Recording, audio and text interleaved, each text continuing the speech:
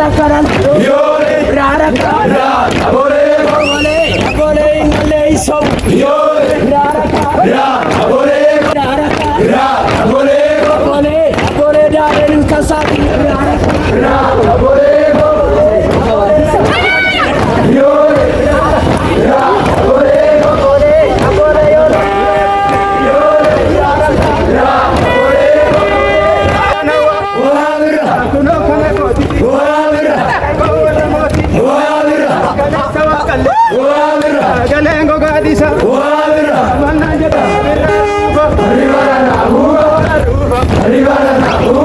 kan keessa turre geggeessuuf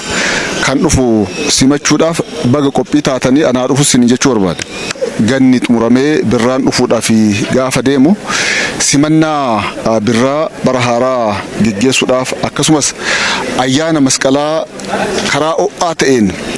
simatee kabajuudhaaf jala bultii isaatiif goobeedhaan aadaa isaa eenyummaa isaa calaqqisiisaa turee jira. Baroota jijjiiramaa kana keessatti eenyummaan Oromoo sirriitti ifee akka mul'achuu danda'u, sirriitti dagaagee akka guddachuu danda'u, tokkummaa Oromoo akka inni cimsuu danda'u, akka inni ijaaruu danda'u, karaa biraatiin immoo tokkummaa Oromoo ijaaruu qofa odoo hin taane madda dinagdee akka ta'u, madda turizimii akka ta'uu danda'uu fi achi keessatti illee eenyummaan keenya sirriitti akka calaqqisuu danda'u gochuudhaaf mootummaanis xiyyeeffannaan hojjechaa tureera. Uummanni Oromoos hojii mootummaa kana ofitti fudhatee aadaa isaa mul'isuudhaaf hojii gurguddaan hojjetamaa turee jira. Kanaaf hojiiwwan kana dura hojjetame sana karaa cimsuu danda'uun bara kanas magaalaa keenyatti ayyaana goobee yookaan simannaa ayyaana masqalaa fuuldura keenyaa jiru geggeessuudhaaf dargaggeeyyii magaalaa keenyaa karaa kanaan asitti argamtii jirtu. Ayyaana kana har'a gaafa jalqabnu kan baroota dabarsinee caalaa karaa tokkummaa keenya ibsuu danda'uun, karaa aadaa keenya calaqqisiisuu danda'uun, saba biraatiifuu karaa fakkeenyummaa ta'uu danda'uun, karaa barsiisuu danda'uun, tokkummaan saba kanaa tokkummaa Itoophiyaadhaaf fakkeenya akka ta'e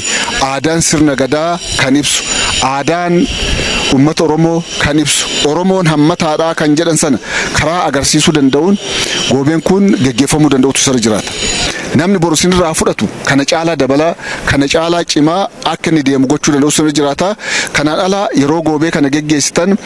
akkuma karaa adda addaatiin kaasaa turre sana uummanni kun uummata safuu qabu, uummata aadaa qabu, uummata kabaja namoomaa qabu, uummata tokkummaa qabu, uummata kan biraallee hammatu waan ta'eef aadaaf duudhaan isaa kaleessaa kun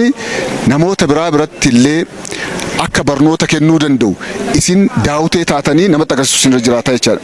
Ayyaanni simannaa bara 2019 kun ayyaana milkiin waa ta'u barri 2019 kan nagahaa, kan misoomaa,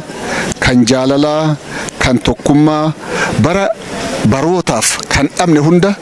itti milkeeffannu,